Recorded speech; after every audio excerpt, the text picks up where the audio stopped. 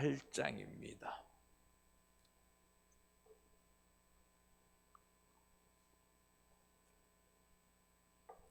여호수아 18장 1절에서 10절까지의 말씀을 우리 이 시간 함께 교독하도록 하겠습니다. 여호수아 구약성경 346쪽에 있습니다. 제가 1절을 읽겠습니다. 이스라엘 자손의 온 회중이 실로에 모여서 거기에 회막을 세웠으며 그 땅은 그들 앞에서 돌아와 정복되었더라.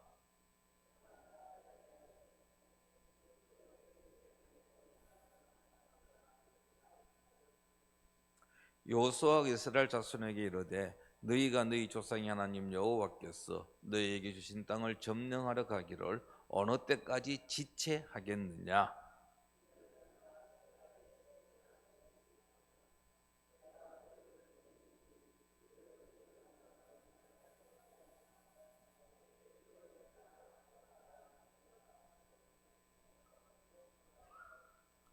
그들이 그 땅을 7 부분으로 나누되 유다는 남쪽 자기 지역에 있고 요셉의 족속은 북쪽에 있는 그들의 지역에 있으니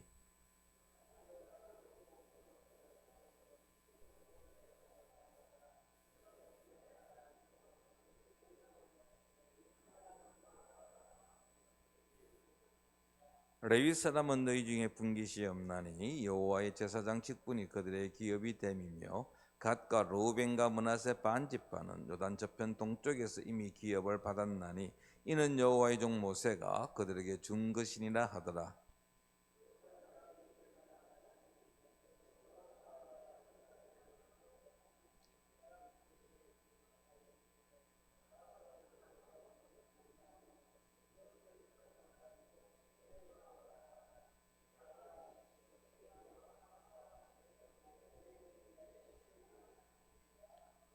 그 사람들이 가서 그 땅으로 두루 다니며 성읍들을 따라서 7 부분으로 채게 거렸어 실로 진영에 돌아와 여호수아에게 나오니 제비를 뽑고 그가 거기서 이스라엘 자손의 분파대로 그 땅을 분배하였더라. 아멘. 오늘 설교 제목이 하나님 앞에서입니다. 하나님 앞에서. 이걸 라틴어로 말하면은 코람데오라고 합니다. 코람데오. 어디서 많이 들어보았던 단어이지요. 영도에 있는 고신대학교 교훈이기도 합니다. 한자로 표현하면 신전의식, 신 앞에서, 하나님 앞에서 의식하는 것라는 의미이기도 합니다. 언제 어디에서나 우리는 하나님 앞에서 살아간다는 것입니다. 비록 하나님이 우리 눈에 보이지 않는다 할지라도 우리는 하나님 앞에서 살아가는 자들입니다. 지금도 이 시간 하나님께서는 우리를 지켜보고 계시죠. 우리의 일거수일투족 모든 것들이 하나님 앞에서 이루어지기 때문에 우리는 하나님을 절대로 속일 수도 없고 함부로 행동해서는 안 된다라는 것이 이 코람데오 하나님 앞에서라는 단어가 가지고 있는 의미이기도 합니다. 오늘 여러분들 읽으면서 하나님 앞에서라는 단어 대신에 여호와 앞에서라는 단어가 반복되고 있음을 아마 알 수 있었을 것입니다. 오늘 우리가 18장을 읽었는데요. 18장과 19장은 남은 7 지파의 땅 분배에 관한 이야기입니다. 아직 땅을 받지 못하였던 7 지파가 어떤 땅을 받게 되어졌는지를 기록하고 있는데 오늘 이 본문은 그 땅을 분배하기에 앞선 하나의 서론적인 역할을 하고 있다라는 것입니다. 이스라엘 백성들 땅을 분배하는 과정 속에 일시 중단되어졌습니다. 요단 동편 2 지파 반이 받았습니다. 요단 서편 우리가 앞에서 보았듯이 유다 지파가 땅을 받았고 요셉 지파, 에브라임과 므낫세 지파가 땅을 받았습니다. 그리고 7 지파가 남았습니다. 이때에 이스라엘 자손들이 실로라는 곳에 모였습니다. 1절 말씀을 한번 보십시오. 18장 1절에 보시면 이스라엘 자손의 온 회중이 실로에 모여서 거기에 회막을 세웠으며 그 땅은 그들 앞에서 돌아와 정복되었더라 했습니다. 실로에 모였다라고 했습니다. 실로는 여러분 에브라임 영토 안에 있는 성읍입니다. 근데 이 중요한 것은 실로가 종교 중심지입니다. 다윗이 실로에 있는 언약궤 성막을 예루살렘으로 이전하기 전까지 약 400년 동안 회막이 머물었던 도시가 바로 실로입니다. 그러니까 다윗의 예루살렘으로 성막을 옮기기 전까지 이스라엘의 종교 중심지가 실로였습니다. 그들이 실로에 모였는데 그들이 한 일이 하나 있죠. 그것은 바로 회막을 세웠다라는 것입니다. 회막. 우리가 익히 이제 출애굽께서는 성막으로 알려진 것인데 여기서 회막이라는 단어를 쓰고 있습니다. 회막이라는 것, 이 모일 회자입니다. 그러니까 만남의 천막입니다. 만남의 천막. 그러면 누가 누구를 만나느냐? 하나님과 이스라엘 백성들이 만나는 장소다라는 것이죠. 이 회막은 하나님의 임재를 상징하는 곳이다라고 할 수 있습니다. 이곳에서 이스라엘 자손들이 하나님을 만났습니다. 출애굽기 29장 43절 말씀 우리 같이 한번 읽어보겠습니다. 시작. 이스라엘 자손을 회막이 거룩하게 될지라. 아멘. 하나님께서 시내산에서 모세를 부르셨습니다. 그에게 율법을 주셨고 또 하나 주신 게 있습니다. 그게 무엇이냐면 성막 설계도였습니다. 회막 설계도였습니다. 하나님께서는 모세에게 회막에 관한 설계도를 주시면서 지으라고 말씀하셨고 명령하셨고 모세는 그 설계도를 받고 내려와서 시내산에서 회막을, 이 성막을 만들었습니다. 하나님께서 만들으라고 지시하시면서 주신 말씀이 바로 이 말씀이거든요. 내가 그곳에서 너희들 이스라엘 자손들을 만나겠다라는 것입니다. 하나님께서 이스라엘 자손들을 만나시겠다고 약속하신 곳 바로 회막입니다. 이 회막을 또 다르게 표현한 단어가 있는데 미시칸이라는 단어입니다. 이 미시칸이라는 단어의 뜻은 거주하는 장소라는 뜻입니다. 거주한다는 것이죠. 누가 거주할까요? 하나님이 거주하는 장소다라는 겁니다. 하나님은 무소부재하신 분입니다. 하나님이 아니 계신 곳이 없습니다. 회막으로 여러분들 그 예루살렘 성전 솔로몬이 짓고 난 다음에 그 하나님 앞에 봉헌할 때 그러죠. 그런데 하나님이 그 예루살렘 성전에 거하시는 것 아니거든요. 회막이라서 회막이 하나님을 온전히 수용할 수가 없습니다. 그런데 하나님께서는 그곳에 거주하시겠다라는 것이죠. 하나의 상징적인 의미입니다. 하나님께서 이스라엘 백성들과 함께 하시겠다는 것을 상징적으로 잘 보여주는 곳, 그것이 바로 이 회막이라는 것이죠. 하나님께서 가나안 전체에 임하시지만 이스라엘 백성들 있는 곳곳에 임하시지만 특별하게 이 실로에 있는 회막에 거하신다. 그런 것은 하나님이 이스라엘과 함께 하심을, 임재하심을 보여주는 건물이라고 할 수 있겠습니다.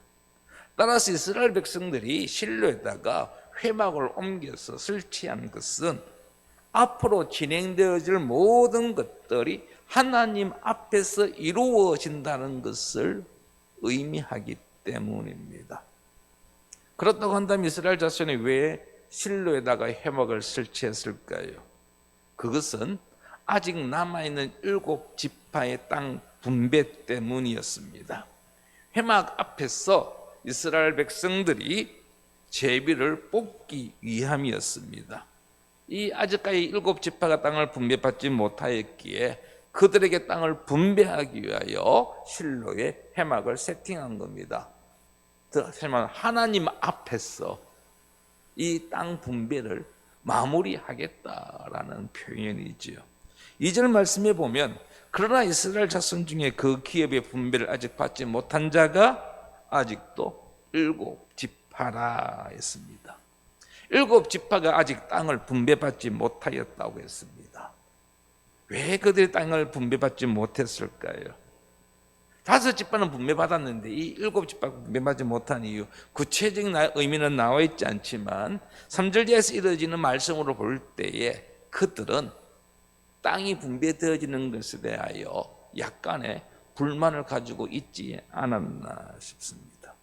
그래서 여호수아가 지금 실로 회막 앞에서 이 일을 진행하고자 합니다. 다시 말하면 아주 공정하게 처리하겠다는 것이죠. 하나님 앞에서 이 일을 처리하겠다라는 것입니다.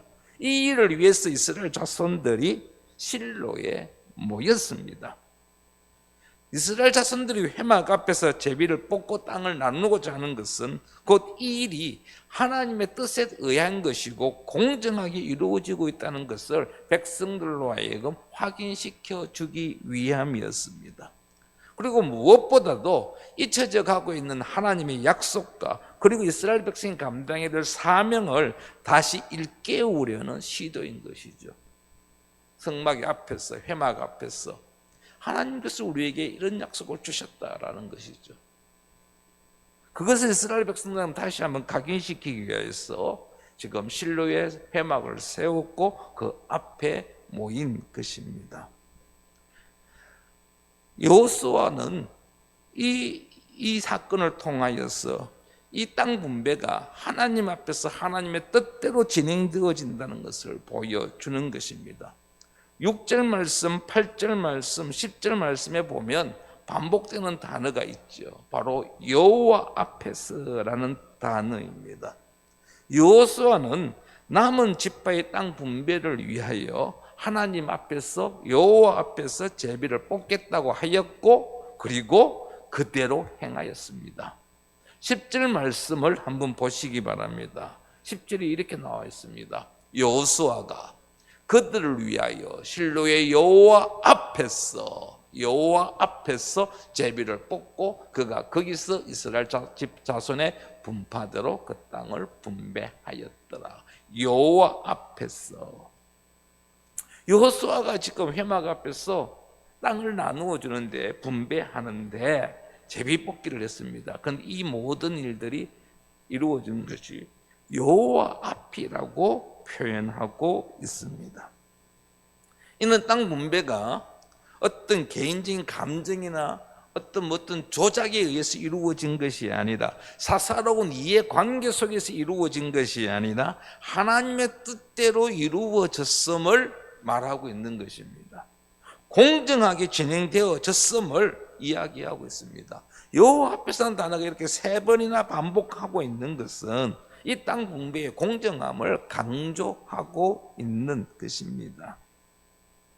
왜냐하면 여러분 사람이 참 그렇잖아요. 이 돈과 관련되어지면은 어떤 분들 보면 완전 체면 무시하더라고요. 사람이 돌변하는 경우가 간혹 있습니다. 형제들끼리도 이 유산 문제 놓고 다투고 갈등하는 모습을 우리는 심심찮게 보지 않습니까? 이스라엘 지파들이 이제 이 가나안 땅에 정착해서 살아가야 됩니다. 그래서 누가 어떤 땅을 가져가느냐는 여러분 그들이 이제 눈을 부릅뜨고 지켜보고 있습니다. 그래서 지금 여호수아가 아주 공정하게 하기 위하여 이 단어를 사용하고 있는 것이죠. 지금 너희들이 가져갈 땅들은 하나님의 뜻에 의한 것이라는 것이죠. 하나님 앞에서 일이 이루어졌다라는 것입니다. 누가 가운데서 작전을 꾸미고 누가 가운데서 어떻게 수단을 쓰고 이렇게 해서 된 것이 아니다라는 것입니다. 왜냐하면 이 땅 분배에 대해서 불평하는 지파가 나오지 않도록 하기 위하여. 그래서 지금 여호수아가 아주 신경 써서 이 일을 진행해 나가고 있다는 것이죠. 어떤 개인적인 감정이 개입하지 않았음을 강조하기 위하여 그는 여호와 앞에서 하나님 앞에서라는 단어를 계속해서 반복하고 있습니다. 성도 여러분, 우리 그리스도인들은 하나님 앞에서 살아가는 자들입니다. 우리의 말이나 우리의 행동이 하나님 앞에서 이루어짐을 알고 살아가는 자들입니다. 그래서 우리의 말 하나, 행동 하나에 조심해야 합니다. 다른 사람들에게 선한 영향력을 미칠 수 있어야 합니다. 거짓이 없어야 합니다. 숨김이 없어야 합니다. 함부로 행동해서는 되지 않는 것입니다.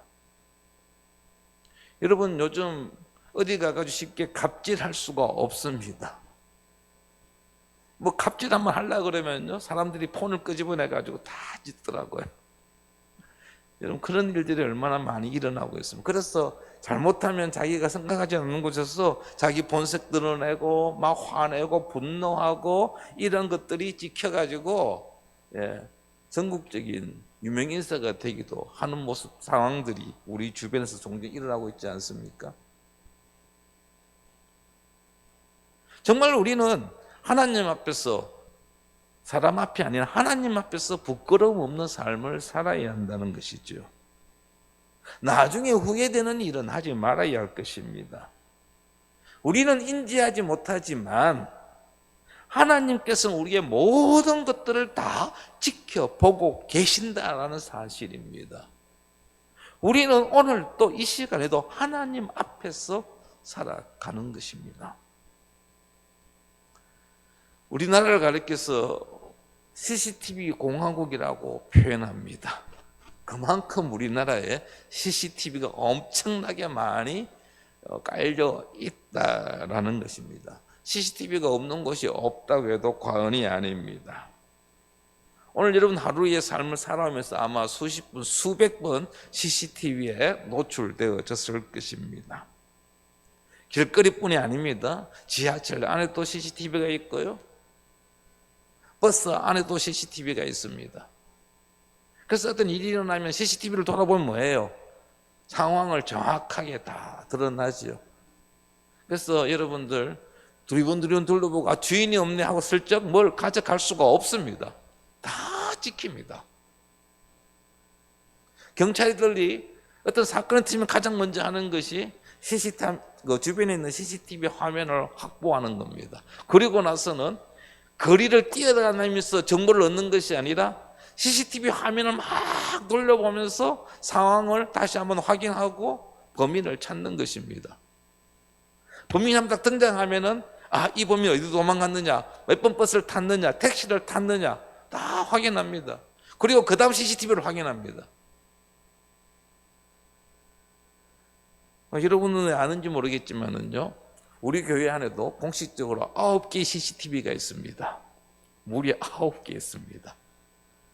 이 출입구마다 하나씩 다 있습니다.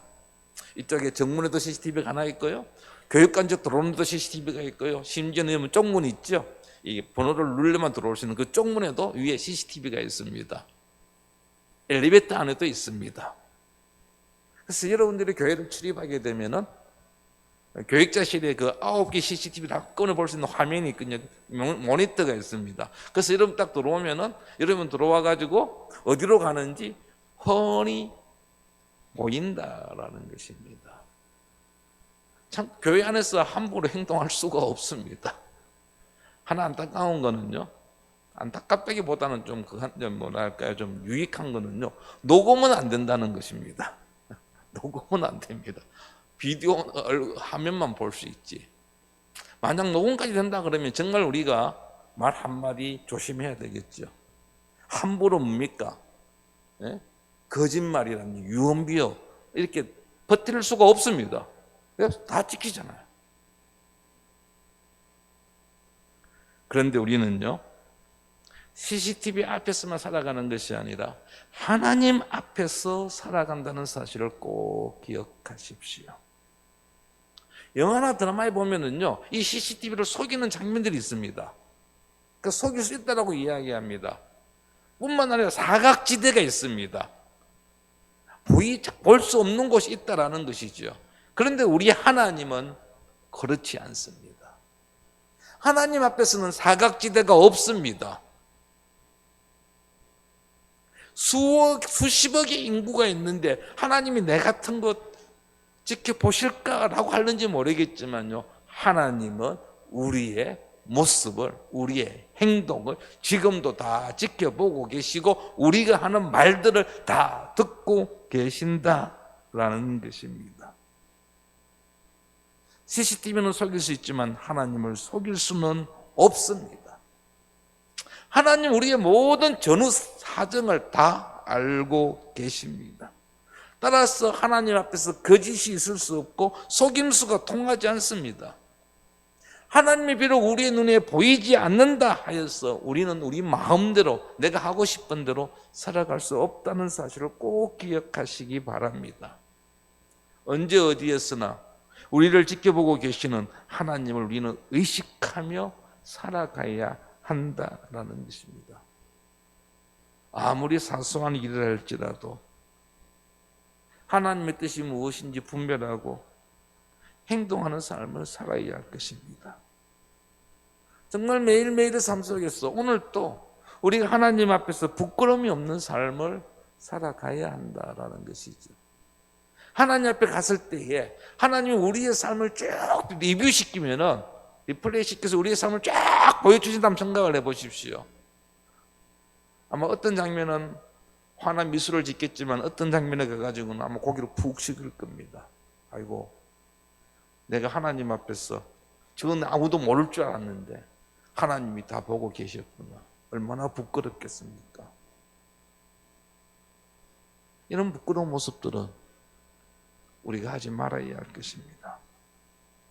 진실로 우리가 하나님을 아버지라고 부르며 하나님의 자녀라고 한다면은 하나님께서 우리를 지켜보고 계신다라고 한다면 우리의 말 한마디에 우리의 행동 하나하나에 더욱더 조심하고 주의해야 한다라는 것입니다. 변명이 통하지 않습니다. 그거 제가 한 게 아니고요. 변명이 통하지 않습니다. 우리의 모든 것을 아시는 하나님이십니다. 우리는 그 하나님 앞에서 살아가고 있는 것입니다. 3절 이하에 보면은 이 실로에서 땅 분배가 이제 독특한 방식으로 진행되어짐을 알 수가 있습니다. 3절 말씀을 한번 보십시오. 3절에 보면 여호수아가 이스라엘 자손에게 이르되 너희가 너희 조상의 하나님 여호와께서 너희에게 주신 땅을 점령하라 하기를 어느 때까지 지체하느냐라고 말씀하십니다. 책망하는 이야기이죠. 여호수아가 이스라엘 백성들을 불러 모아놓고 그들을 책망하고 있습니다. 그들이 이 남은 7지파 사람들이 땅을 지금 분배하는 과정에서 아주 소극적인 모습을 보여주었기 때문입니다. 그래서 지금 여호수아가 말합니다. 어느 때까지 지체하겠느냐? 지체하다는 것은 느슨하다, 풀어지다 이런 어떤 정신적으로 해이해졌음을 가리키는 단어입니다. 지금 너희들이 해야 할 일은 이 땅을 가나안 땅, 이 가나안 땅을 어떻게 표현하고 있습니까? 너희 조상 하나님 여호와께서 너희에게 주신 땅이라고 했습니다. 하나님이 이미 가나안 땅을 이스라엘 백성들에게 주셨습니다. 그런데 그 땅을 왜 차지하지 않고 왜 그 땅을 기업으로 삼지 않고 머뭇거리고 있느냐는 것입니다. 하나님께서 이스라엘 자손들의 그 조상들에게 했던 그 약속에 따라서 가나안 땅을 주셨는데 이 이스라엘 백성들이 거기에 만족하지 아니하고 땅 분배에 대해서 차일피일 미루었던 모습을 보여주었기에 지금 여호수아가 책망하고 있습니다. 이러한 이스라엘 백성들의 문제는 태만이지요. 게으름입니다. 그들은 땅을 분배받는 데 있어서 적극적이지 않았습니다. 하나님의 뜻에 따른 분배였지만 한마디로 자기들 마음에 들지 않는다는 것이었습니다. 그래서 지금 여호수아가 말합니다. 그들의 소극적인 태도를 질책하고 있는 것입니다. 하나님께서 우리 각자에게 주신 것들이 있습니다. 혹 그것에 만족하지 못하고 다른 사람들과 비교하면서 불만을 표하고 있지는 않습니까? 하나님 주신 것에 대해서 감사하며 자족하기 바랍니다. 하나님께서 나를 불러서 나에게 일을 맡기셨으면 그 일에 대하여 우리는 핑계대지 아니하고 충성해야 합니다. 하나님 왜 저에게는 한 달란트만 주셨습니까? 라고 할 것이 아니라 그 받은 한 달란트를 가지고 내가 할 수 있는 최선을 다하는 것이 바로 저와 여러분의 삶이어야 합니다. 하나님께서 5달란트 주고 2달란트 주고 1달란트 준 것은 그 달란트를 받은 자들이 그에 합당하기 때문입니다.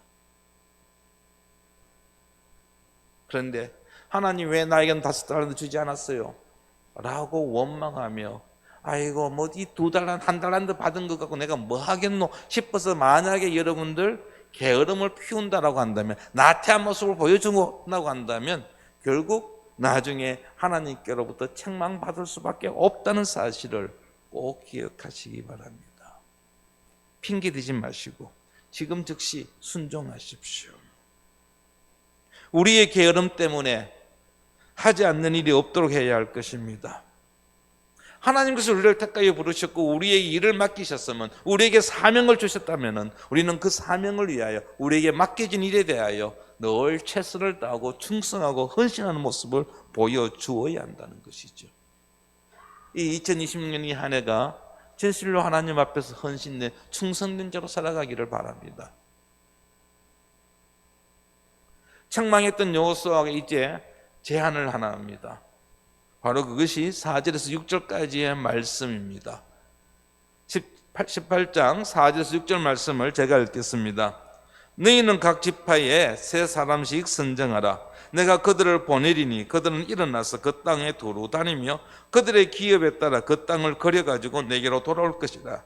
그들이 그 땅을 7부분으로 나누되 유다는 남쪽 자기 지역에 있고 요셉의 족속은 북쪽에 있는 그들의 지역에 있으니 그 땅을 7부분으로 그래서 이곳 내게로 가져오라. 그러면 내가 여기서 너희를 위하여 우리 하나님 여호와 앞에서 제비를 뽑으리라 말씀하고 있습니다.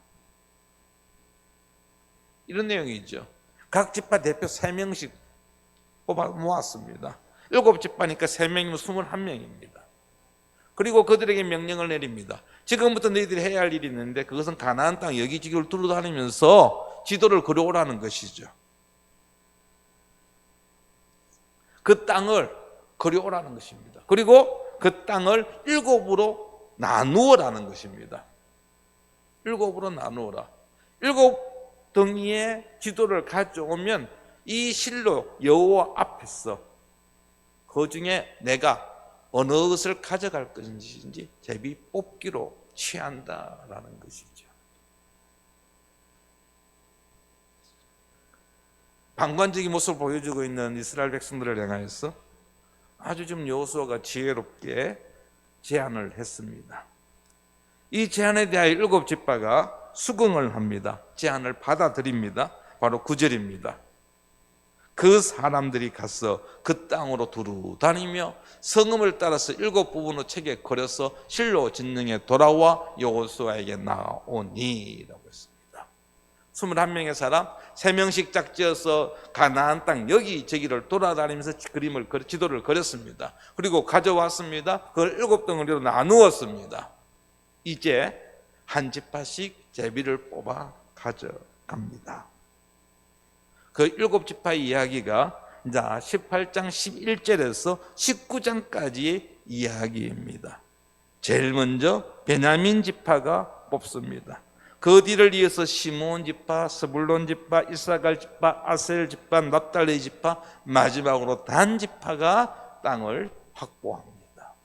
그래야 나머지 7지파의 경계가 정해지게 되고 각 지파들은 하나님께서 주신 땅을 선물로 받게 되는 것입니다. 그 땅은 그들의 가족의 가문대로 분배가 또 되어지는 것입니다. 바로 19장까지 이야기는 그 이야기입니다. 그들이 받은 땅과 그 땅의 지명, 경계를 우리에게 소개하고 있습니다. 특별히 그 중에서 11절에서 18장 마지막 절까지 나오는 게 베냐민 지파의 땅입니다. 이 베냐민 지파 땅은 나머지 7지파들 가운데서도 가장 자세하고 그리고 자세하고 구체적으로 설명하고 있습니다. 그들이 베냐민 지파 받은 땅을 보면은 남북 간의 길이는 좀 좁습니다. 불과 25km 정도의 밖에 되지 않습니다. 그러나 동서로는 요단강에서부터 시작해서 기란 여아림까지 아주 길게 퍼져 있는 모습입니다. 이 내용은 신명기 33장에 등장하는 여호와 곁에 정착할 것이라는 이 모세의 예언대로 이 베냐민의 지파의 땅이 분배되어졌음을 이야기하고 있습니다. 왜냐하면 베냐민 지파가 받은 이 땅은 실로에 가깝고 예루살렘 북쪽 지역을 포함하고 있기 때문입니다. 이 베냐민 지파가 받은 땅을 보면은요, 다른 지파에 비해서 폭은 좁지만은 길게 됐는데, 이 베냐민 지파를 중심으로 아래에는 유다 지파가 있고 위에는 에브라임 지파가 있습니다. 유다 지파와 에브라임 지파는 12개의 지파들 중에서 가장 강대한 지파입니다. 그 사이에 지금 베냐민 지파가 끼인 겁니다. 그래서 베냐민 지파는 이 유다 지파와 에브라임 지파의 어떤 완충 역할을 하는 그런 곳입니다. 물론 여러분, 이 작은 편이지만 중요한 성읍들이 이 베냐민 지파들이 차지한 땅 안에 있습니다. 우리가 익히 알고 있는 여리고라든지 베델이라든지 기브온 등이 바로 포함되어 있습니다.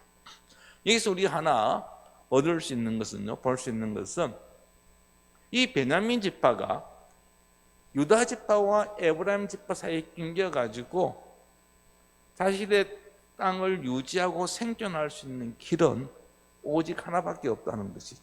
그것은 바로 하나님만을 의지하는 것이었습니다. 하나님만을 의지하는 것이었습니다. 하나님 외에는 이 베냐민 지파가 그 지파를 유지할 수가 없었다라는 것입니다. 성도 여러분, 우리가 이 땅에서 살아갈 때에 우리 주변에 얼마나 많은 강력한 대적들이 있습니까? 그 대적들 가운데서 우리가 살아남기 위해서 우리가 해야 할 일이 있다고 한다면 그것은 바로 오직 하나님 한 분만을 바라보는 것입니다. 하나님의 보호심을 받으며 살아가야 한다라는 것입니다. 우리는 하나님 앞에서 사는 자들입니다.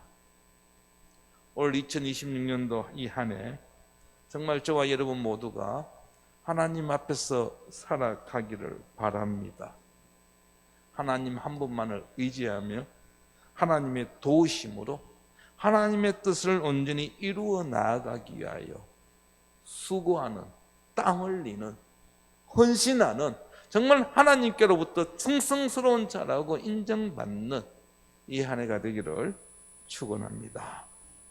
이 시간 우리 함께 말씀을 생각하며 기도하기 원합니다.